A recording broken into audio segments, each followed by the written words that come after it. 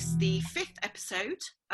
We're 7 weeks into lockdown now, and for the last 5 weeks we've been talking to various different coffee industry members about what's happening in the coffee world, coffee shops, coffee manufacturers, wholesalers, roasters, etc., how they've been impacted, how they've been adapting, what they've been doing in a way to help you, the viewer, navigate along with us how to get through the crisis.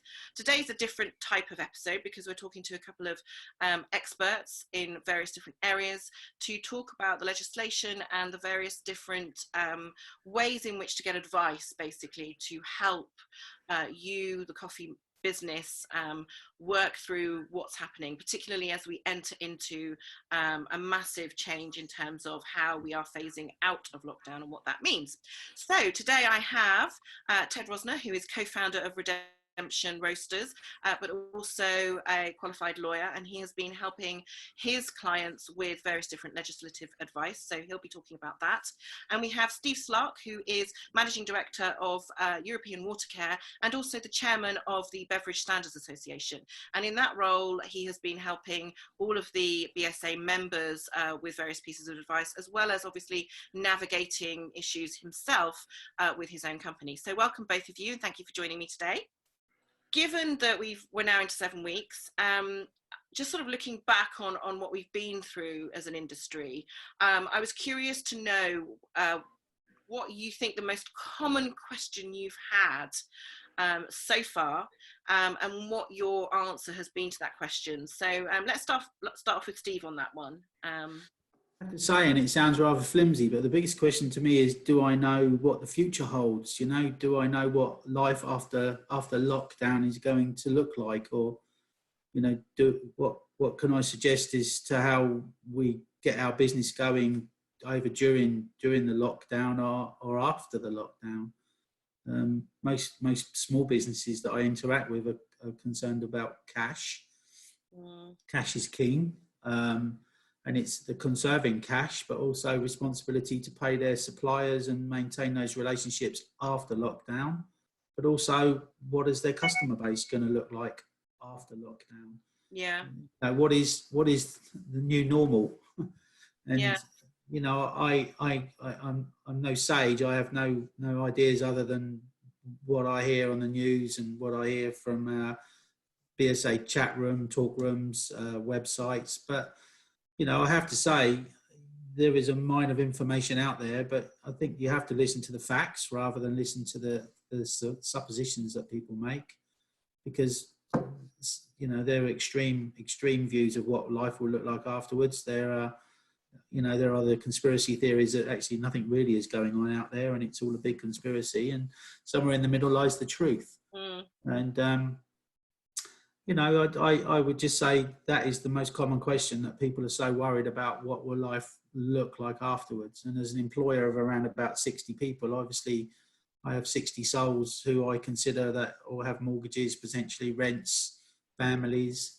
And yet our current business is running at around about 20%, which is probably slightly above the national average, I should imagine, in the hospitality and catering channels.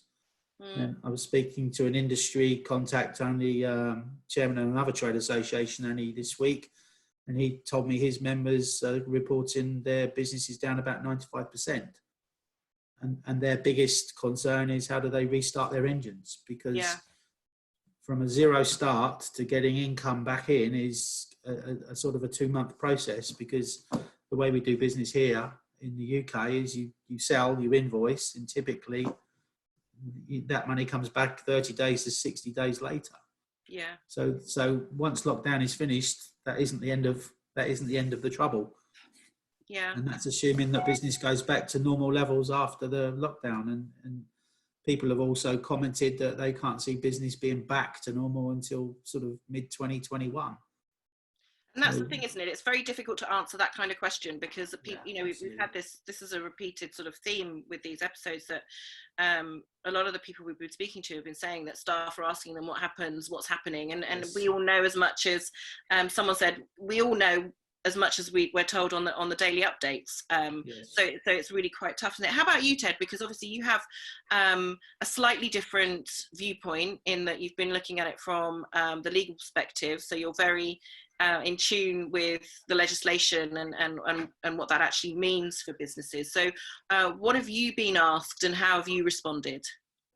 I mean, you get asked for a lot of specifics, and you get asked to give guidance to people that's actually that's correct and exhaustive. But the interesting thing is that actually most of the rules and most of the guidance has been quite vague, and also in some places contradictory. We might get onto that in the future. I guess when you ask the question, what is the main question that I'm asked? Frankly, the question that I'm asked most by the 50 people who work for us is, when am I getting paid and how much? And the answer to that, for me, luckily, is, well, we made the submission on time, so you will be paid up to 7 days after we've made the submission for the JRS monies. But I do know that a lot of other people in hospitality, they maybe don't have a head of finance who's quite as good as ours, and they haven't made the submissions on time, and so they've not received money before the end of April. So, like, one of my key bits of advice would be, make sure you know the deadlines for submitting the JRS for the JRS submission, and make those deadlines, and keep communicating with your staff. You know, telling them that you're aware of the deadline, and that if all goes to plan and you submit by X date, that they will receive money by Y date.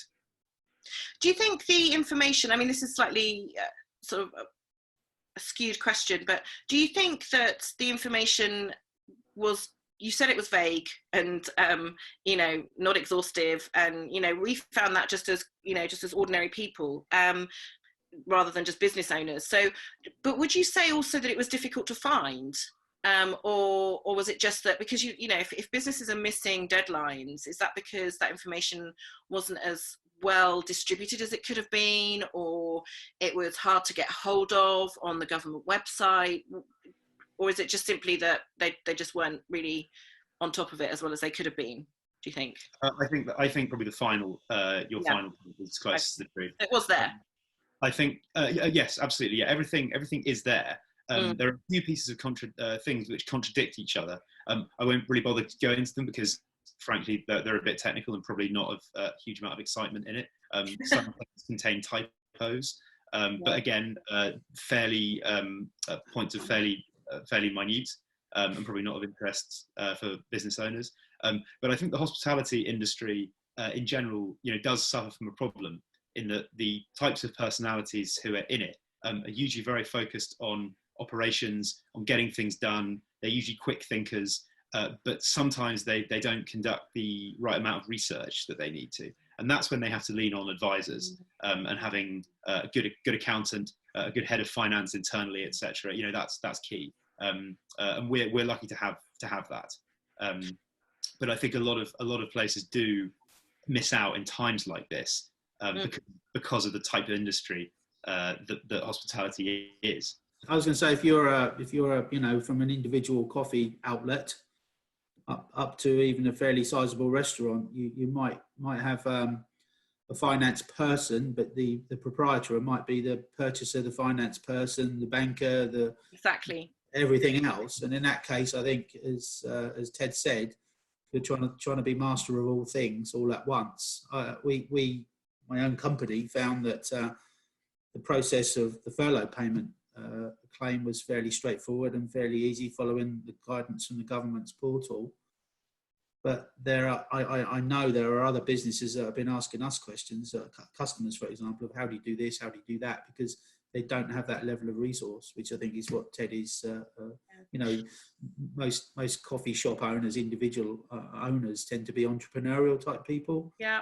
And they're great at the bigger picture of what they want in life and what they want to achieve and the next big thing, but they don't tend to do the detail terribly well.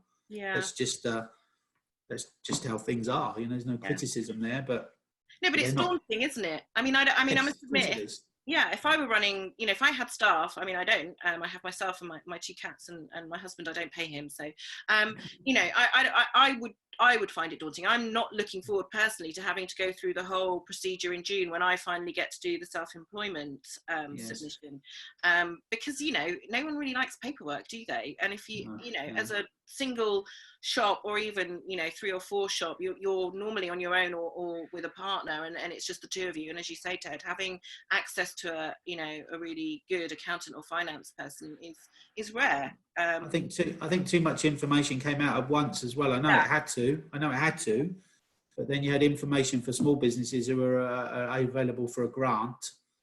And there were other ones that were interested for a kind of a boost loan from the local authority. Then you got into the government structured support, which was the business support loan. So, you know, and then there were other grants, and then they started bombarding you with tax benefits, such as you don't have to pay this and pay that for certain dates.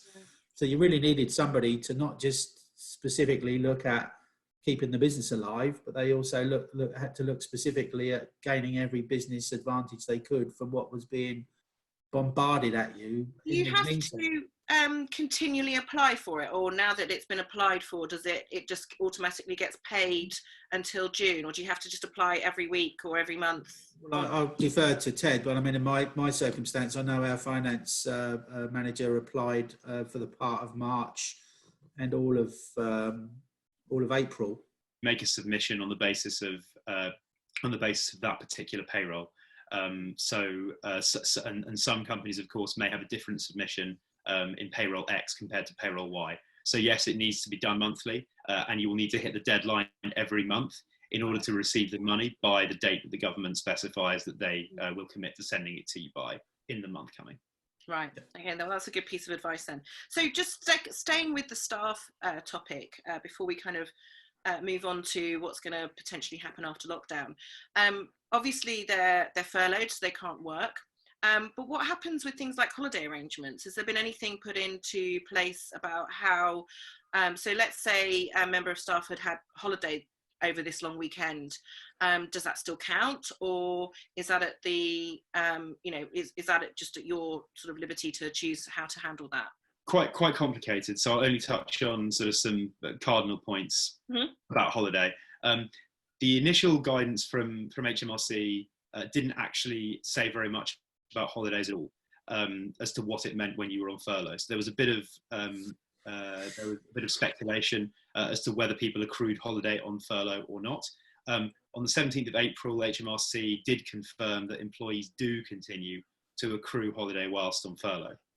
Now, for most hospitality business owners, this means that they might have a lot of staff who are on furlough, and they're going to be accruing holiday until the end when they come off, which means they might have quite a lot of holiday saved up. Now, you have a few options of how you can mitigate this particular problem. If your staff receive over the statutory minimum number of days holiday, you can ask them to vary their employment contract and have those days removed. So let's just say that they receive 32 rather than 28.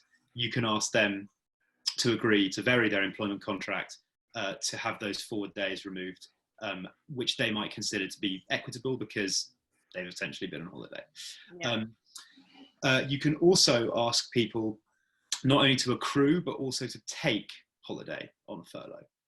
So what we've actually asked our staff to do is that any holiday that they've accrued prior to the beginning of their furlough leave remains untouched, but any holiday that they accrue whilst on furlough, that they actually use up on furlough. And just like anything, you should confirm that with your staff in writing and ask them just to reply back, I agree. An email is absolutely fine. That will contractually be effective, so no problem there. As Ted said, I think you have to have a good dialogue with your employees.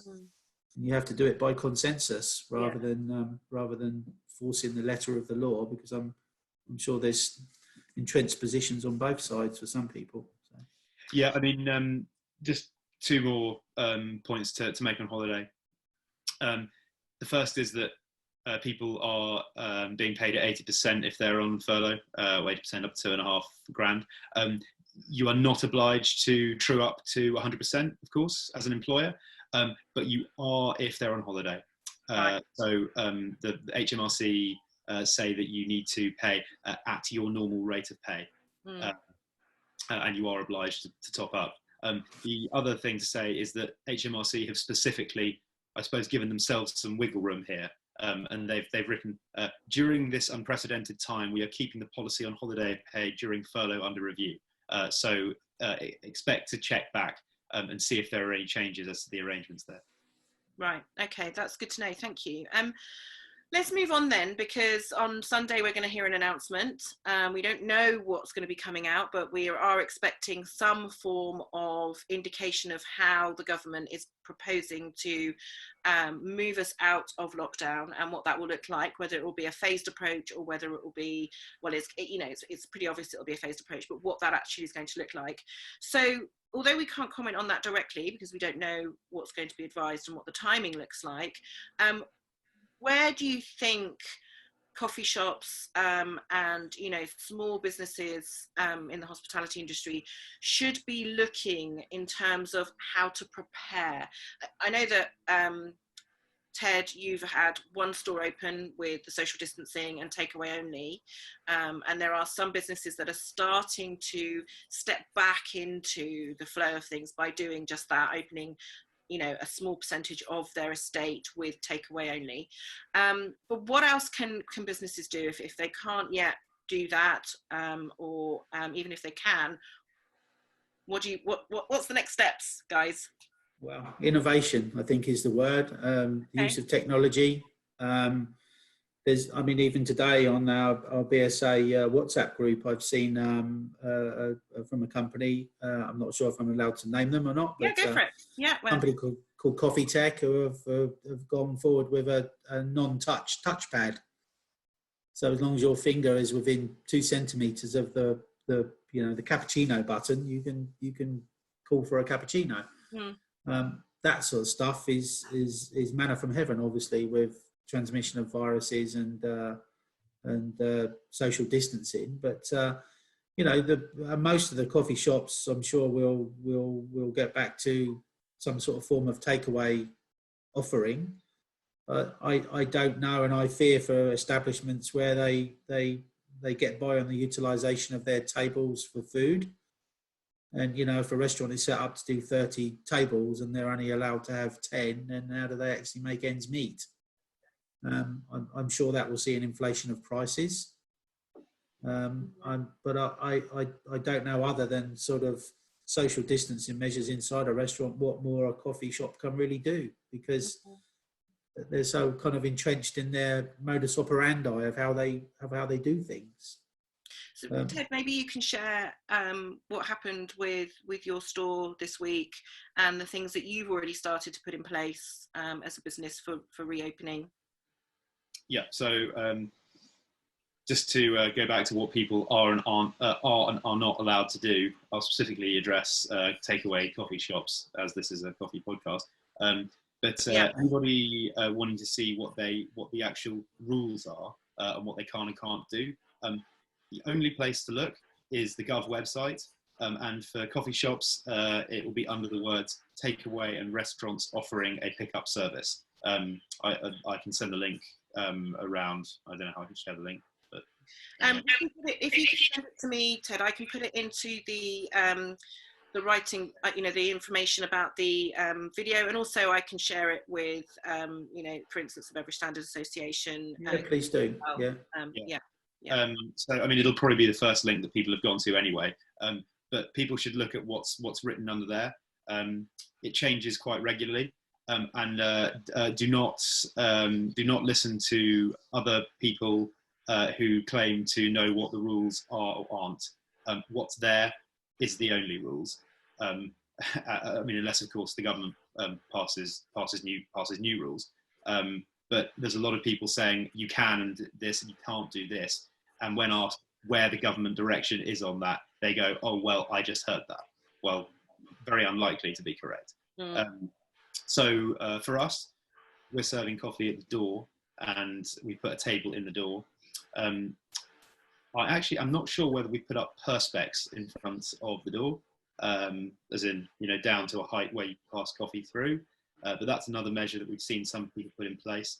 The other is giving the staff the option to wear face masks or the clear plastic shield. We've given people the option to wear the clear plastic shield. I don't think they actually are wearing them, funnily enough. I mean, the people I know differ in their opinions on this. Some people think it's effective, some people think it's purely optical. All our hygiene measures, we've basically just jacked up by tenfold. So every health and safety routine is just done more times a day. All the staff wear gloves all the time, and they change them regularly. But beyond that, I mean, there's not a huge amount that you can do. And you know, the more slightly woollier point, but what do people want? You know, do they want to feel a sense of normality? Is that what's bringing them to come out to buy coffee? Or do they want to feel really safe? I don't know the answer to that question. No, and I don't think anyone does. But sorry, there was two great points come out of that, I think, from Ted. One, which he hit the nail on the head, is the government website and portals are the place for information, because there's less interpretation. Correct. Yes. And the other thing is, again, what do people want? Because everyone wants a return to normality, but you know, we've all said, as we've said even here this afternoon, that what is the new normality? Correct. And I don't think much will change from what we see now until there's an effective vaccine. Yeah. You know, yeah, unfortunately. Yeah.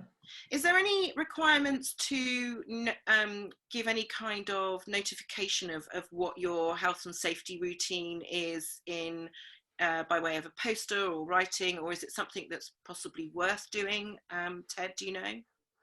So I have not heard of any specific rule which states that you must give notice of your health and safety routine. Okay. That doesn't mean it doesn't exist. I just haven't seen it. Okay. No, I haven't seen it. No. No, I mean, I haven't seen one. I was just curious. Is it a good idea? I don't know. I mean, I don't think it's the first thing that you put in your window. I think we are open. It's probably probably the best one. Get some coffee from us. I think there's also the mantra of you have a duty of care both to your staff and to your customers.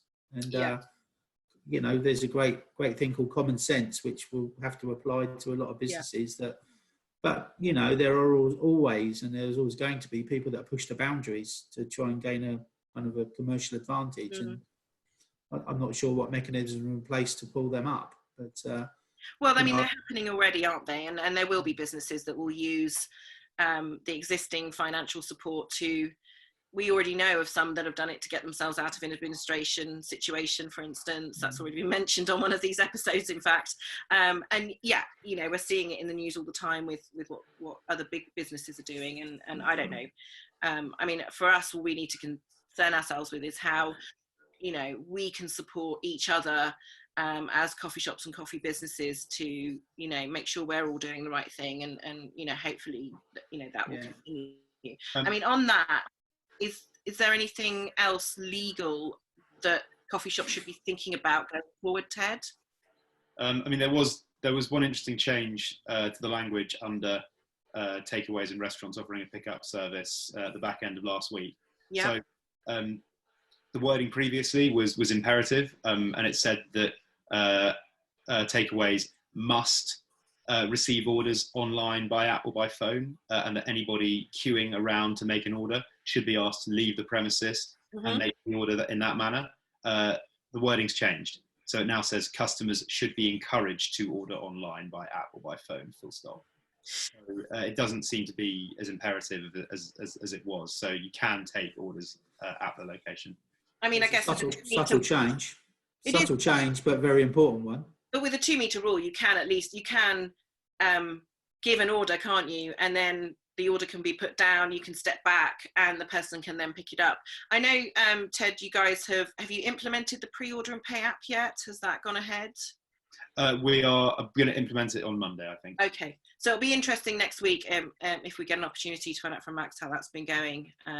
Next week's episode is actually more around roasting and producers, but we can always ask the question. So what do you think, as we kind of tie this up, I think what we've had already in this episode is some amazing concrete information. So thank you, Ted, and thank you, Steve, as well with that. What would be your last piece of advice? Not last ever, obviously, because you know you've both got quite a long time to go to be giving advice. But just for this episode, what would be your last piece of advice to coffee shops preparing to reopen? Well, as a supplier into those channels, not specifically a coffee shop company, but as a supplier, my advice is to maintain really strong dialogues with your customers and supplier base. Personally, I found the bigger they are, the tougher they are to work with and work together with. I have found some delightful relationships with our customer and supplier base. They just want to talk because they want to know what's going on, and you want to know what's going on.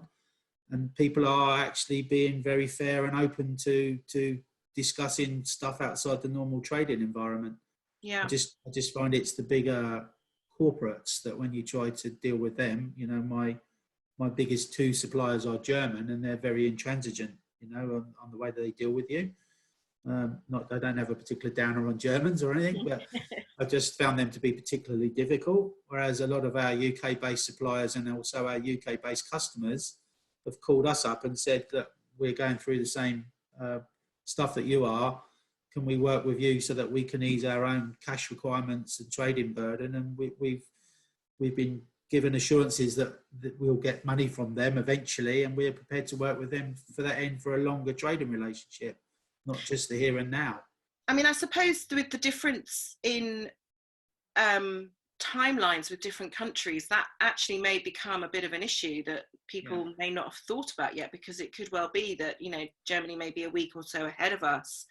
And so going back, and it's, Italy, I know Nuva Simonelli have reopened their offices, and they're starting to sort of get back to less restrictive lockdown. That's right. And that will impact in terms of how we're dealing with different suppliers and different customers across Europe with the different timelines. Yeah, that's spot on. That's something to be aware of. And Ted, what would your sort of last piece of advice be? I think it's important to consider your landlord relationships and what state that they will be in when you get back. A lot of operators have enjoyed rent freeze or reduced rent. A lot, of course, haven't for the quarter that we're just in. But the quarter ending June, I think it's important to start having that conversation.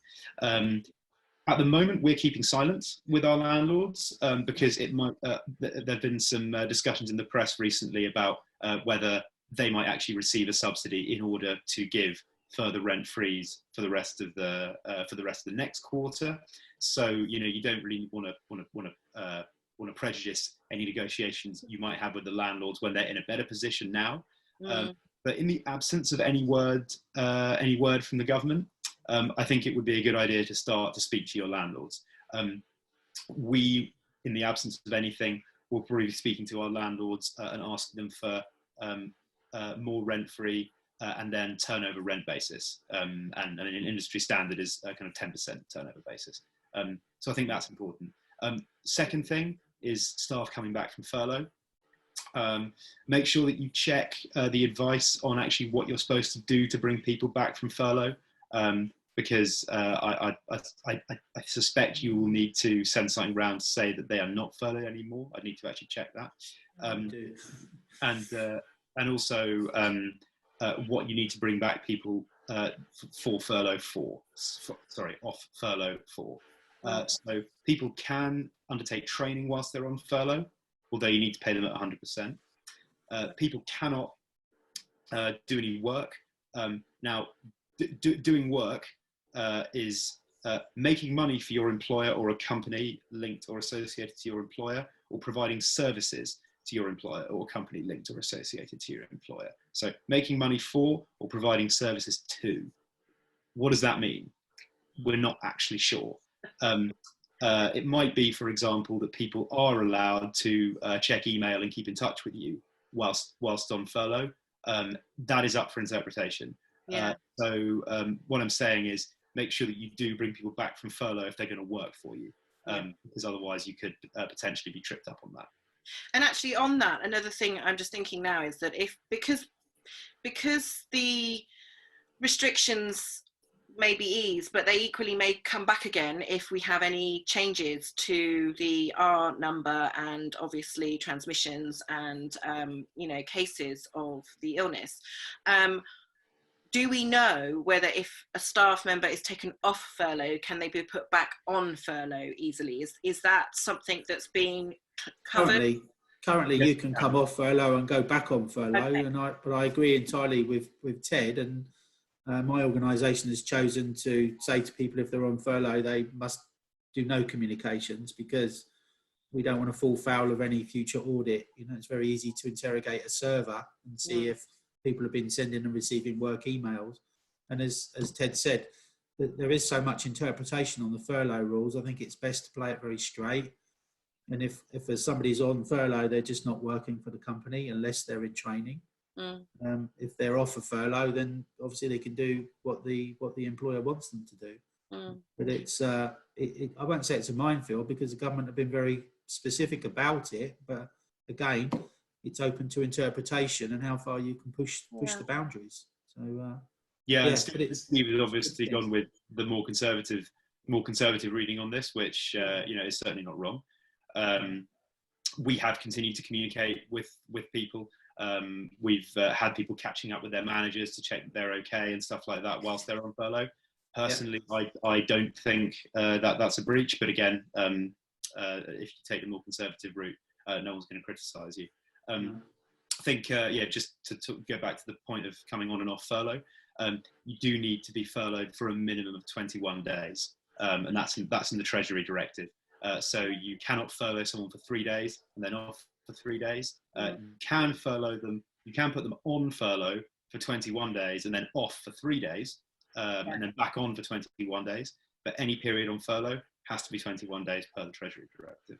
So then in terms of, you know, considering reopening or going to a takeaway model or a delivery only model or a takeaway and delivery only, or whatever it is that you decide to do before we're allowed to actually have fully opened with social distancing, you know, coffee shops out there, one thing that really needs to be considered is how you manage your staff, because, you know, if you can't have them, if they have to be on furlough for 21 days and you're only going to need them for, you know, a few days here and a few days there, you need to think about that in terms of how you're sort of managing stuff.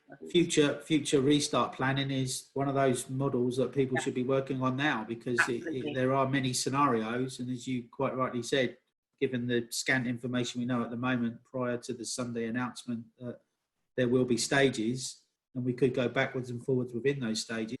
Yeah, I mean, I'm sort of keeping an eye on the benchmarking I'm doing for operators at the moment, and the operators that are completing it so far are indicating that staff numbers are expected to go down, you know, after lockdown is fully lifted, and for you know, a fair number of them. And I'm sure most businesses are going to be trying very, very hard for that not to happen. But equally, I think there's a real fear that you know, a normal return to consumer behaviour is going to take longer than maybe we thought a few weeks ago. And I know that Max, for instance, is very optimistic about the fact that everybody will want to come back, and I think people will want to come back. But I think it's going to be one of those things that does need to be planned for and prepared for. Absolutely. Great. Listen, Ted, Steve, I think this has actually been very, very informative. I'm hoping that we have lots of views and that the viewers have enjoyed hearing where to look for, to not listen to any old guff, but to actually double check facts from the government website. And as we said earlier on that, we will be putting the link to that on the description of this video cast. So you just scroll down under the bit that says read more, and there will be a link there to where you should go. But for now, I just want to say thank you very much to Ted, and thank you very much for Steve. If you're watching this, please subscribe to the channel so that you get more episodes. Next week, we're speaking to a Colombian producer and 2 roasters, as well as Max, so 3 roasters, talking about what's happening out there in terms of the wider supply chain. On that happy note, thank you very much, and we can stop recording now.